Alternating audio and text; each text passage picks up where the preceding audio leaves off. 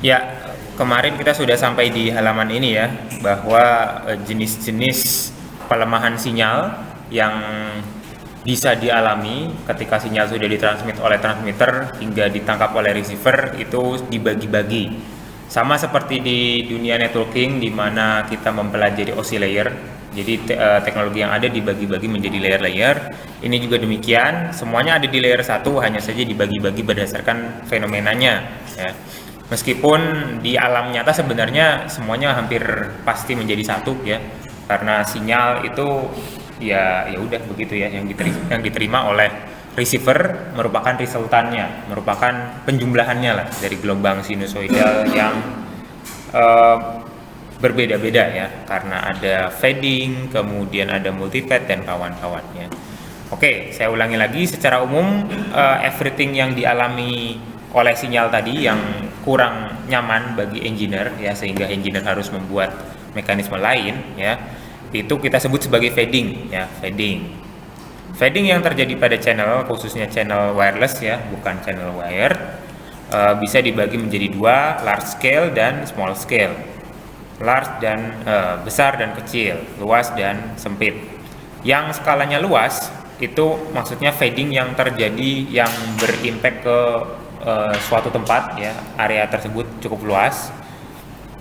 Ini dibagi lagi menjadi dua ya, bisa diakibatkan karena path loss atau karena shadowing. Path loss ini benar-benar terblok ya, jadi pathnya nanti ada gambarnya ya, jadi sinyalnya benar-benar terblok oleh sesuatu ya. Kalau shadowing ini terblok tapi masih bisa lewat yang samping-sampingnya gitu, seperti itu. Jadi nanti ada ilustrasinya. Kemudian yang small scale adalah fading yang terjadi ya, atau berimpact atau terjadi di area yang kecil ya. Itu bisa diakibatkan oleh multipad spread atau Doppler spread ya. Kenapa kok spread? Karena ada banyak ya, tidak hanya satu, nanti dijelaskan. Yang multipad atau padnya lebih dari satu ya, bisa mengakibatkan flat fading dan frekuensi selective fading. Flat fading ini artinya di semua frekuensi dia terjadi fading, terjadi pelemahan itu ya. Kalau yang frekuensi selective fading ya berarti di frekuensi tertentu saja. Kemudian yang Doppler spread ini terjadi akibat Doppler effect, akibat pergerakan perbedaan kecepatan ya, yang didefinisikan dengan rumus dari Doppler ya. Ini dibagi lagi menjadi dua, yaitu fast dan slow. Fast dan slow relatif terhadap apa ya? Kalau kita misalnya berjalan, oh jalan kamu cepat, oh jalan kamu lambat, itu relatif terhadap umumnya orang jalan seperti apa gitu kan. Nah, kalau fast atau slow ini relatif terhadap kecepatan perubahan durasi atau kecepatan satu simbol ya. Kemarin sudah saya gambarkan sedikit, nanti mungkin akan saya gambarkan lagi ya, tentang simbol itu apa dan durasinya tuh yang mana gitu ya, dan kenapa ada fast maupun slow fading yang diakibatkan oleh Doppler effect ini. Ya, path loss ya. Ini seperti inilah ya ilustrasinya, dari ataupun mau ke base station ya, dari handset kita, dari mobile station kita misalnya, terhalang oleh sesuatu yang memang tidak penetrable oleh sinyal ya. Penetrable atau tidaknya tergantung sinyalnya frekuensinya berapa, kemudian tergantung material dari penghalang tersebut ya. Jadi dalam hal ini ya, yang bisa kita lakukan adalah kita adjust transmitting power ya, atau receiver gain. Transmitting power berarti dari sini ya, dari sisi yang transmit dia akan lebih makan banyak daya. Sedangkan kalau receiver gain ini sensitivitas dari receivernya. Ketika kita menaikkan receiver gain, ini ada konsekuensinya ya. Konsekuensinya adalah noise-nya juga teramplify. Seperti yang saya mungkin nanti bisa kita coba lagi dengan Audacity ya, akan saya cari nanti, oke. Atau gini aja, saya pause dulu ya. Ya, ini tadi udah saya jelasin belum? Udah ya. Belum. Oke. Jadi sinyal agar bisa diterima oleh base station tadi dua cara, yaitu si transmitter harus menaikkan powernya. Mungkin untuk device yang sifatnya handheld itu tidak efektif, bukan tidak efektif ya, bukan solusi terbaik karena bisa memanggang otak kita, gitu ya, mengakibatkan kanker. Ada yang pernah menstudi ya tentang bahaya ya sinyal komunikasi microwave dan kawan-kawan ya. Ternyata yang paling aware dengan hal tersebut adalah perusahaan asuransi. Perusahaan asuransi katanya, ya saya juga pernah baca, asuransi kesehatan itu menanggung hampir semua jenis penyakit kecuali kanker yang disebabkan oleh handphone. Saya nggak tahu ya, meskipun mungkin mayoritas research membuktikan bahwa handphone itu aman dan seterusnya, dan so far juga kita alhamdulillah belum kenapa-napa ya. Ada yang kenapa-napa? Saudaranya mungkin nggak ada ya. Nah, tapi ternyata mereka perusahaan asuransi ini lebih berhati-hati ya, dan mereka tidak memasukkan itu ya, coverage coverage asuransinya tidak sampai ke kanker yang disebabkan oleh seperti itu ya. Oke, saya lanjutkan ya. Jadi di sini bisa dinaikkan transmitternya, powernya, atau sensitivity dari si receivernya dinaikkan. Bagaimana cara menaikkan sensitivity receiver? Ya memang dari power juga ya. Karena yang dilakukan oleh antena itu, antenanya dicatu ya, dicatu dengan daya tertentu, kemudian dicatu ke frekuensi tertentu, akhirnya frekuensi ini akan berinteraksi dengan frekuensi yang datang, ya kan? Akhirnya dia dengan hukum apa tuh? Gelombang elektromagnetik mempengaruhi arus tuh hukum apa? Ya, saya juga lupa ya. Hukum fisika ya. Hukum fisika akhirnya arusnya bisa jadi analog juga. Arusnya yang tadinya lurus-lurus saja atau sinusoidalnya biasa saja tiba-tiba menjadi analog, dan dari analog dikonvert ke digital, barulah masuk ke layer berikutnya ya. Kira-kira seperti itu. Kemudian fading yang diakibatkan oleh multipad ya. Oh ya, sorry. Kalau kita melihat di sini ya, pad loss dan shadowing ini dibagi ya, meskipun demikian penjelasannya dijadikan satu ya, karena tadi seperti yang saya sebutkan, pad loss itu yang benar-benar terblok, kalau shadowing yang kebloknya setengah-setengah ya, enggak setengah-setengah, maksudnya ada yang masih bisa lolos.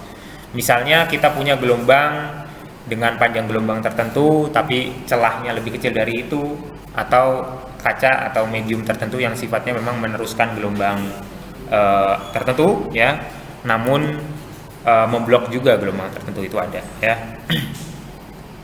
Itu shadowing. Kemudian yang multipad sesuai nama bahasa Inggrisnya, terjemahannya adalah jalurnya banyak ya. Jalur yang banyak ini mengakibatkan fading dengan cara interferensi ya. Kalau ini tadi benar-benar dengan cara diblok ya, atenuasi. Kalau yang di sini dengan cara interferensi. Seperti yang sudah saya contohkan kemarin juga ya, misalnya dari satu antena ke antena yang lain memancar ya, gelombangnya kan ke segala arah ya, theoretically. Ada yang mantul ke gunung, oh ini jauh sekali mantulnya. Ada yang mantul ke gedung di belakangnya, ada sinyal yang langsung ya, yang garis lurus ini, garis tidak putus-putus, ini sinyal yang paling kuat harusnya. Ada juga yang mantul ke tanah. Karena perbedaan sifat dan kontur tanah dan dengan gedung, pantulannya juga berbeda dan mungkin pelemahannya berbeda, dan juga perbedaan fasanya berbeda, dan juga panjang lintasan yang dilalui berbeda. Akhirnya dia punya delay ya, ada delay, ada perbedaan fase, ada lain-lain ya. Ketika dijumlahkan atau diresultankan di sini, akhirnya gelombangnya menjadi aneh bentuknya ya, atau bisa disebut interferensi. Bisa jadi konstruktif, bisa jadi destruktif ya.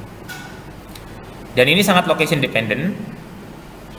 Mungkin saya lupa, saya udah pernah menjelaskan sebelum. Kalau ada yang pernah menunggu kereta lewat, ingin menyeberang perlintasan kereta api misalnya ya, kan itu suaranya tungnya tuh cukup kuat ya, cukup keras. Kalau misalnya keretanya ada beberapa kali kan kita sakit juga kupingnya.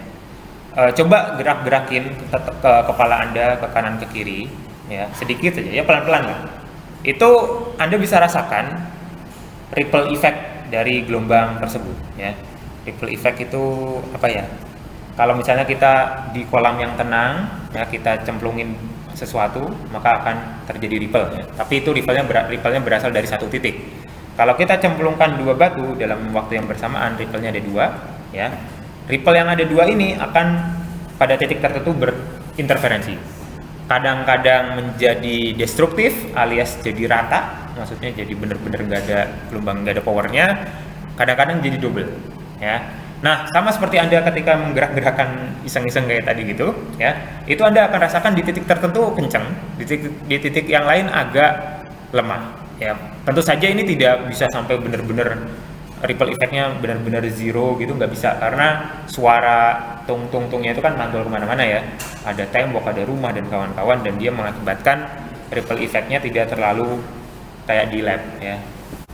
Jadi ini sangat location dependent dan time dependent dan juga frekuensi dependent ya. Ada frekuensi yang dipantulkan dengan sempurna, ada yang tidak, dan lain-lain.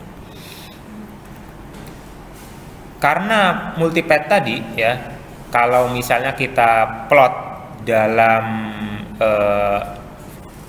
dimensi waktu ya, ini sumbu X-nya waktu, sumbu Y-nya power, relative power ya, relative power, jadi satuannya bisa dB ya, nggak pakai M atau W.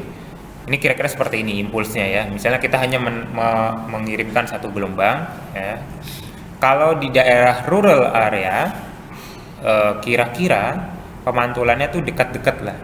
Jadi seperti di ya area ini ya, area yang padat penduduk gitu ya, karena memang tempat penduduk ini dekat-dekatan ya.